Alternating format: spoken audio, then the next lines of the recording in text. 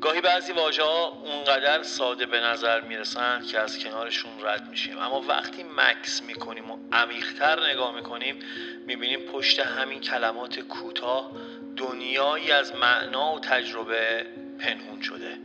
درد یکی از همین واژه هاست. درود و مهر به همه شما عزیزان. با اپیزود سوم از پلیلیست سه حرفی در خدمتتونم. این اپیزود مثل همیشه با تلاش و تحقیق تیم تولید محتوای فراز اسکیلز آماده شده. درد چیزیه که هممون اون رو تجربه کردیم، از یه زخم کوچیک روی پوست تا یک شکست عاطفی، از یک سردرد ساده تا یک خلأ عمیق درونی. اما تا به حال واقعا به این فکر کردیم که درد چیه؟ فقط یه حس ناخوشایند یا پیامی از بدن و ذهن ما یا حتی بخشی از مسیر رشد ماست؟ توی این اپیزود قرار نیست فقط درباره درد حرف بزنیم، بلکه قرار اون رو بشناسیم و شاید نگاهمون رو بهش تغییر بدیم. اجازه بدید از ساده ترین شکل درد شروع کنیم. درد فیزیکی. درد فیزیکی همون چیزیه که بدن ما به وسیله اون با ما صحبت میکنه. وقتی دستتون روی یک جسم داغ میذارید و سریع عقب میکشید، یا وقتی زخمی میشید و درد باعث میشه مراقب اون قسمت باشید، در واقع این درده که شما رو حفظ میکنه. دانشمندان حوزه عصب شناسی معتقدن درد فیزیکی یک سیستم هشداره و بدن ما بدون درد عملاً در معرض آسیب جدی قرار میگیره. پس توی این سطح درد دشمن ما نیست، بلکه محافظ ماست. اما درد فیزیکی معمولاً آغاز و پایان مشخصی داره. اگر به اون رسیدگی بشه دیگه تموم میشه، موندگار نیست. ولی حالا میخوایم وارد لایه عمیق‌تر از رنج انسان بشیم، جایی که زخم‌ها روی پوست دیده نمیشن اما گاهی از هر زخمی دردناکترن. داریم درباره درد روانی حرف میزنیم. درد روانی همون چیزیه که بعد از یک جدایی، از دست دادن یک عزیز، یک شکست بزرگ، خیانت، طرد شدن، تحقیر شدن یا حتی سالها نادیده گرفته شدن، آروم آروم در دل آدما جا خوش میکنه.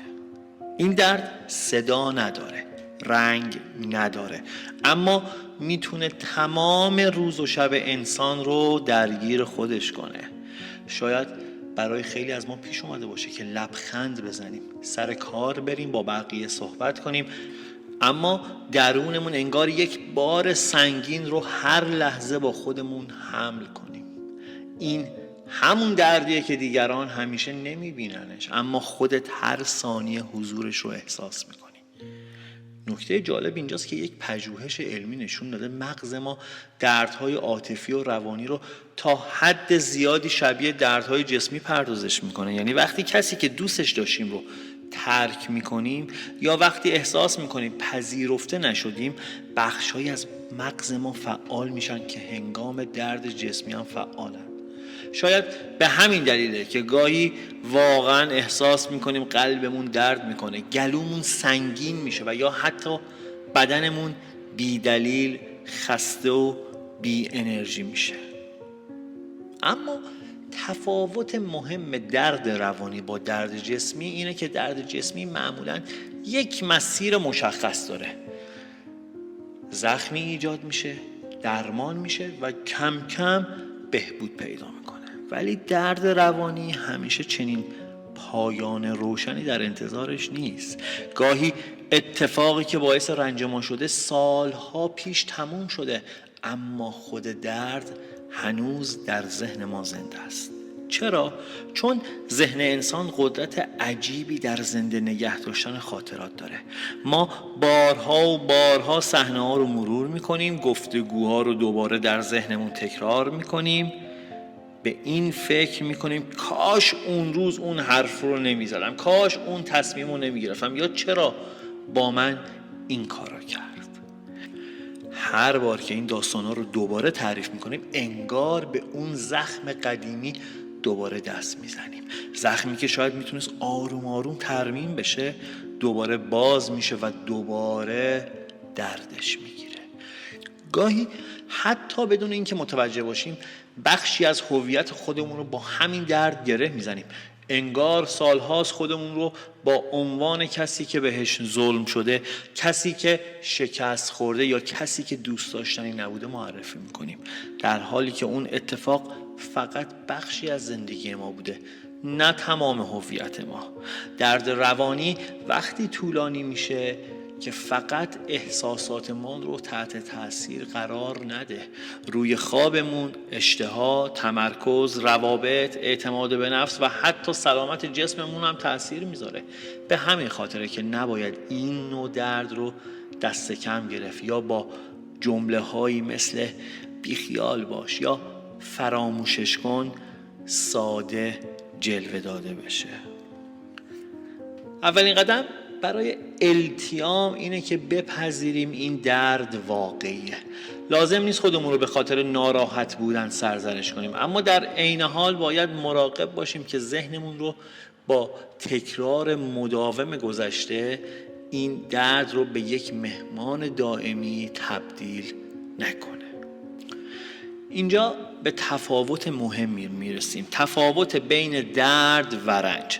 درد اجتناب ناپذیره اما رنج انتخابیه.